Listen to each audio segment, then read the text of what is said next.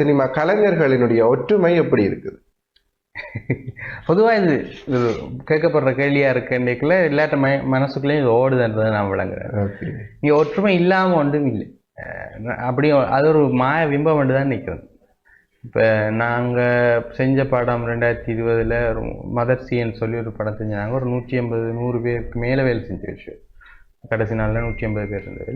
எவ்வளோ பேரும் வேறு வேறு இடத்துல இருந்தாங்க. கிட்டத்தட்ட தமிழர்கள் 17 மாவட்டத்தில், இன்க்ளூடிங் களுத்துறை, ரத்னபுரை, அங்கேருந்து கூட வந்திருந்தது. இவ்வளோ பேரும் இன்னும் நல்லா தான் இருக்கு. என்ன பிரச்சனை? அவ்வளோ பேரையும் கொண்டு சேர்க்கிறதுக்குரிய டிரான்ஸ்போர்ட், அக்கமடேஷன், இதுதான் மிகப்பெரிய செலவாக இருந்தது இந்த படத்தில்.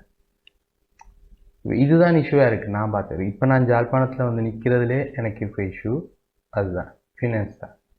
ஒற்றுமை இல்லைன்னு சொல்கிறது இது ஒரு சந்தர்ப்ப சூழ்நிலை தான். அப்படி ஒன்று இல்லை. யாராவது ஒரு ஆள் 2 பேருக்குள்ள சண்டை வர்றதுன்றது இயல்பு எந்த இண்டஸ்ட்ரியிலையும். இப்போ உங்களோட இண்டஸ்ட்ரியில இல்லாமல் இருக்குமா? இல்லாட்டி டீச்சிங்ல இல்லாமல் இருக்குமா? அது ஒரு பொதுப்படையாக ஒரு சமூகத்தின் ஒற்றுமையாக நாங்கள் பார்க்கக்கூடாது.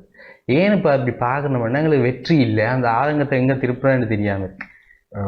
ஒண்டா இருந்தால் செஞ்சிருவீங்க, முதல்ல காசு இருந்தால் தான் உண்டாகலாம். அந்த பழைய கலைஞர்கள் தூக்கி போடுறாங்க. அப்படியே இப்போ கூட நாங்கள் வேலை செஞ்ச படங்களில் ஒரு 3 மாடி வீட்டில் தான் கிட்டத்தட்ட 1 மாடியில் கேர்ள்ஸ் 1 மாடியில் பாய்ஸ் ஒரு 70 பேருக்கு மேலே அடைஞ்சு போய் தங்கியிருந்தது. நான் சொன்ன அந்த படத்தில்.